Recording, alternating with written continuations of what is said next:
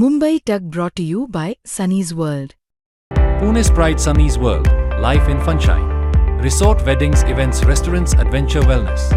Sunny's World, perfect destination for every occasion. जर एक विषयावर जर तुम्ही 2 तास बोलत त्या विषयावर नाही बोलतोय. नाही साहेब, मागच्या वर्षी आपल्या जिल्ह्यामध्ये कापूस आणि मक्का खरेदी हे कधी सगळे झाली? विषय मी इथे घेतलेले. ही विनंती आपल्याला बोलू लागलो. हे सगळे विषय या ठिकाणी घेतले. एक आमदार जर 2-2 तास आणि एक खासदार 2-2 तास बोलत असेल ना, नाही, 2 तास ते बोलून 2 विषय मांडले मी.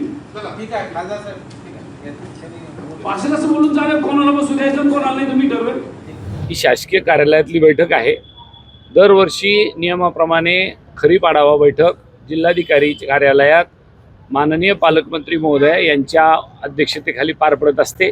पण त्या बैठकीला सफिशियंट टाईम किंवा पूर्ण वेळ जसा दिला पाहिजे तो दिला जात नाही.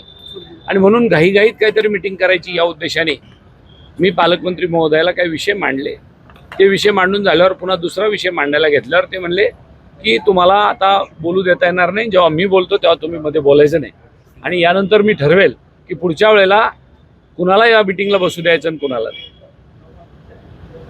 जो घटनेने परमपूज्य डॉक्टर बाबासाहेब आंबेडकरांनी जी घटना लिहिली त्या घटनेने मला जो अधिकार शासकीय बैठकीमध्ये बसायचा दिला तो काही कुठल्या पालकमंत्र्यांनी माझ्यावर उपकार केलेला असा बैठकीचा अधिकार नाही.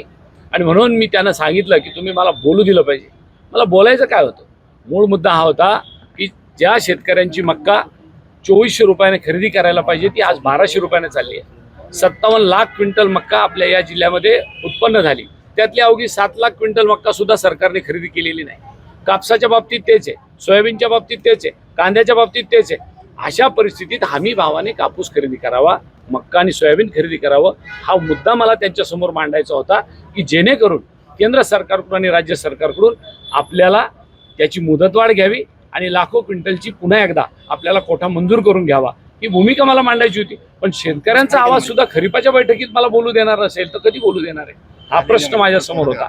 आणि म्हणून माझी आपल्या सगळ्यांना विनंती राहील की हा मुद्दा शेतकऱ्यांच्या दृष्टीने अतिशय महत्त्वाचा होता. आणि म्हणून मी त्यांच्याशी निश्चितच शेतकऱ्यांच्यासाठी भांडलो की नाही, तुम्ही मला जर अशा पद्धतीने माझा आवाज बंद करणार असेल शेतकऱ्याचा ते योग्य होणार नाही. मी अनेक पालकमंत्र्यांच्या हाताखाली काम केलंय. 10 वर्ष आमदार असताना प्रत्येक पालकमंत्री हे खरीपाची वेगळी बैठक दिवसभरासाठी घेऊन पूर्ण वेळ देऊन त्यांचे विषय समजून घ्यायचे.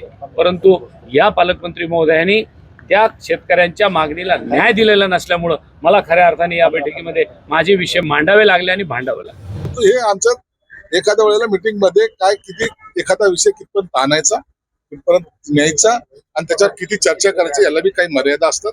म्हणून नंतर झालेली मीटिंग बघा किती शांततेत आणि चांगल्या पद्धतीने पार पडली. आणि कल्याण काळेचं माझं काही वैर नाहीये, ते माझे मित्र आहेत. नंतरची मीटिंग धोरणात्मक होती.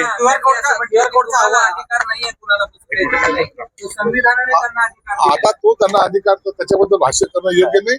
त्यांचं माझं कॉम्प्रोमाइज झालेलं आहे.